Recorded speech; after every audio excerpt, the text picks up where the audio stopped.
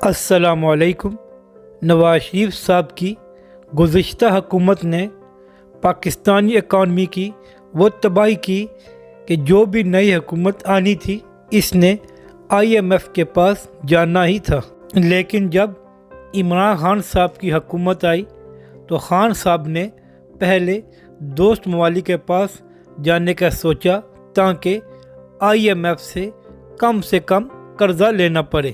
تو اس سلسلے میں سعودی عرب اور متحدہ عرب امارات کے ساتھ بات چیت کامیاب ہوئی اور دونوں ممالک نے پاکستان کو 3 ارب ڈالر دینے کا اعلان کیا۔ سعودی عرب نے تو 3 ارب ڈالر دے دیے مگر UAE نے 2 ارب ڈالر دیے۔ اور یہاں ایک بات یاد رکھیے کہ پاکستان نے بھی ہمیشہ مشکل وقت میں ان دونوں ممالک کی مدد کی ہے۔ اس وقت تک سعودیز اور اسرائیل کی پینگیں آپس میں بری نہیں تھی، تو اس لیے یہ سب اسی طرح چلتا رہا۔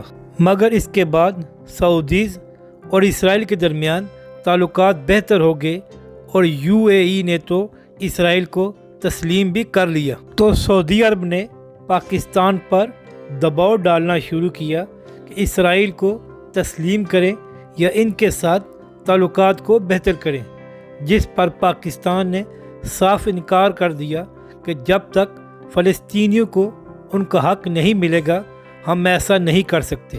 تو اس کے بعد سعودی عرب نے مزید دباؤ بڑھاتے ہوئے اپنے 3 ارب ڈالر مانگ لیے، حالانکہ دوسری جانب محمد بن سلمان کتنے سو ارب سے نیا شہر تعمیر کر رہے تھے، تو اس رقم کی سعودیز کو ضرورت نہیں تھی۔ یہ صرف اسرائیل کے لیے کیا گیا کہ پاکستان ان کو تسلیم کیوں نہیں کر رہا۔ تو پاکستان نے اپنے موقف پر تو کمپرومائز نہیں کیا اور سعودیز کے 2 ارب ڈالر پچھلے سال واپس کر دیے اور تیسرا اس ماہ کی 24 کو واپس دے رہے ہیں۔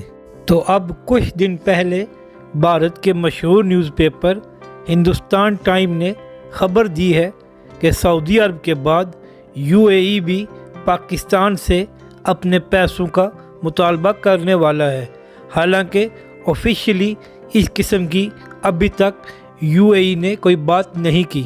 اس سے پہلے بھی UAE نے کرونا کا بہانہ بنا کر پاکستان کے لیے ویزا پالیسی بہت سخت کر دی ہے، حالانکہ بھارت میں کئی درجے زیادہ کرونا ہے اور ڈیتھ ریٹ بھی ان کا ہائی ہے، لیکن صرف اسرائیل کو تسلیم نہ کرنے کی وجہ سے پاکستان کے ساتھ یہ سب کچھ کیا جا رہا ہے، اور یہ بعید بھی نہیں ہے کہ کچھ عرصے بعد UAE بھی اپنی رقم کا تقاضا کر لے۔